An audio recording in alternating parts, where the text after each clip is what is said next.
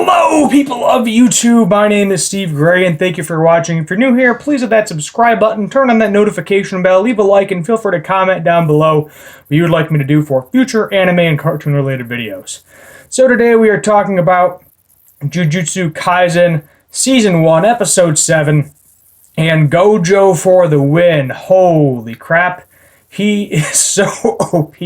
So we used to think he was OP before, but now he's even more OP than we thought he was OP. Basically, the demon that he was fighting, Jongo, or it's J-O-G-O, so Jogo, he was very powerful. Like, he basically said, oh, as of right now, he is more powerful than Sukuna, Three-Finger Sukuna. As we saw from that guy with the scar on his forehead, he said that he's as powerful as about 8 or 9 fingers, and Gojo just wrecked this guy. Like, it wasn't even a contest. We initially thought Gojo was in trouble, but no. Not at all. Not at all in the slightest. Gojo just wrecked this dude, literally decapitated him, and his buddy friends were kicking him around like a soccer ball. I thought that was hilarious. They were literally kicking his head around like a soccer ball. The one ended up saving his life.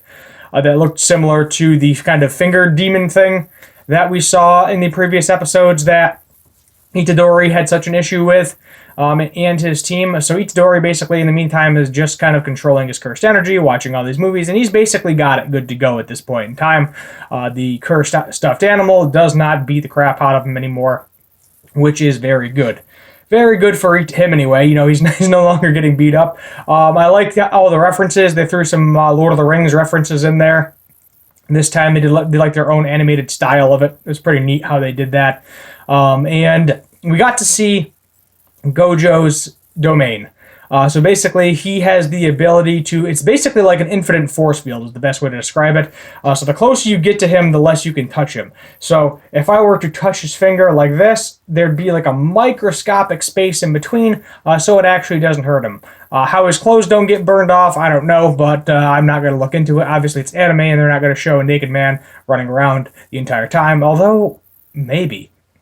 But let me tell you, he's a pretty guy. So I'm sure he's got some lady fans out there. He's got them nice blue sparkly eyes that he showed when he showed his domain off to Jogo. And I think it's kind of funny how the names kind of intermingle. They probably did that on purpose because they knew they'd be fighting each other, but who knows.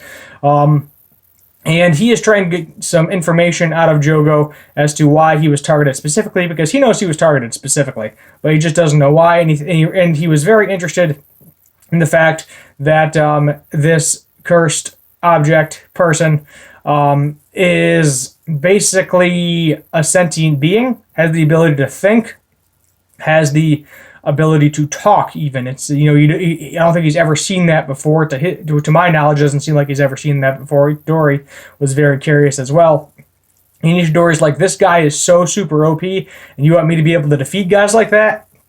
And then Gojo's like, yeah, it's a great teaching moment. Let me go get him. And basically, he got him and brought him to his current location within like 10 seconds. Itadori doesn't even know how he got there. I initially thought that he was going to make Itadori fight him. And the reason I thought that was because he wants to see how powerful Sukuna is at this point in time and see who's actually stronger. So that would definitely be interesting to see, but it's not going to happen, so it is what it is. We now know that Itadori also knows about the kind of exchange event between the two schools. Gojo basically mentioned it, even though he never said anything, because he's been hiding in private the entire time, and then he's going to come out of nowhere and very confusingly mess up his teammates, probably. They're just be like, wait, well, what? You've been gone for like 3 months, and you were alive the entire time, and nobody told us? What is wrong with you people?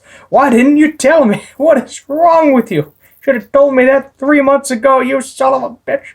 Ah! But yeah.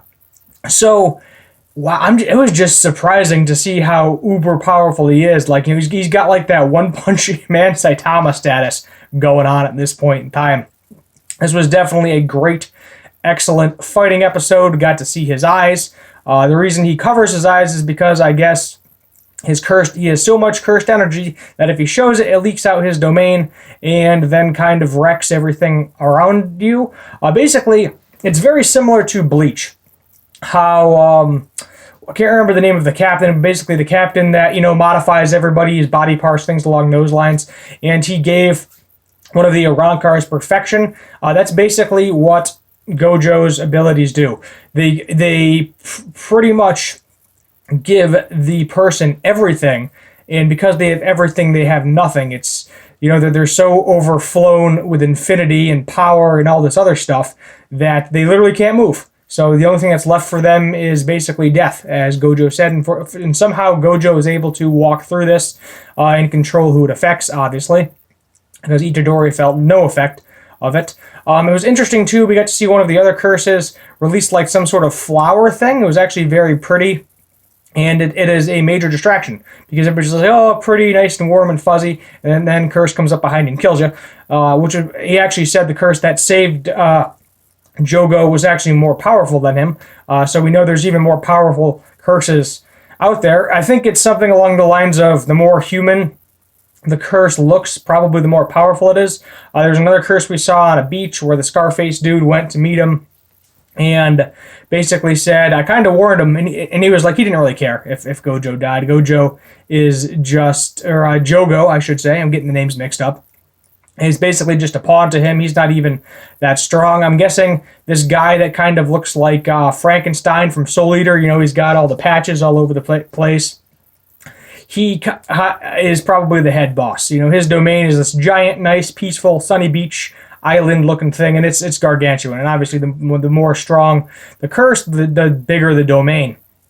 What we learned, too, initially was the curse that Itadori initially fought was an incomplete domain.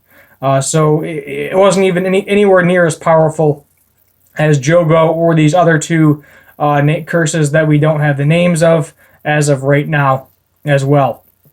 Overall, I'm going to give this one like a 9 out of 10. It was just a great episode, great setup for the next episode, great fighting, great action, some comedy in there as well. And overall, just a nice, well-rounded episode. Let me know what you think in the comments down below. I think that's pretty much going to wrap up this review. Going to keep watching it. I think we're getting 24 episodes altogether, so that's exciting. Look out for Akudama Drive, probably Sunday, maybe Monday. I'm going to do episode 5 and 6 review. I think I'm going to continue with that particular show to do kind of 2 episodes at a time. The reason being, because every once in a while, when I finally find an idea or something interesting, I do like kind of like a random anime video, and I like to be able to put that out as one of my 3 videos. So I think I'm just going to probably continue doing the 2 episodes in a row review. Maybe I'll do single episodes if I don't have something to talk about that week. But 5 and 6 review is going to come out tomorrow. Going to get your Yashahime, Half Demon Princess Inuyasha, spin-off. You'll get that as well. And then if you're interested in guitar stuff, I do have a guitar channel as well. So feel free to go check that out too. If you just click on my face down below or my little icon, my One Punch Man and Mooncake combo. Need to do more Final Space videos too. That Final Space video, the last one I did, blew up, got like 2,500 views, which is a lot for me because a lot of these reviews, I appreciate the views and I appreciate the subscribers, but when you're getting 20 views a video, it's a little sad. A little sad. I know there's a lot of people that are doing the same thing I am, so it is a little bit hard to stand out, but I'm gonna keep chugging along. I want to get to at least 1,000 subscribers. I think we'll see how far it takes off once I hit that point. But I want to get to that 1,000 subscriber mark. It's kind of a goal, get monetized, make a few extra dollars. Job doesn't pay that well, unfortunately. I'm not asking for money. Don't worry. I'm not going to throw a Patreon at you. Anything along those lines. I'm good for right now. But everybody's looking to make that cheddar. Everybody wants that extra bling. And while this is entertaining for me because I get to discuss anime with a bunch of different people, at the same time, I don't know. What would I do in my free time? At this point, who the heck knows? Thank you for watching. My name is Steve Gray, and as always, have a good one.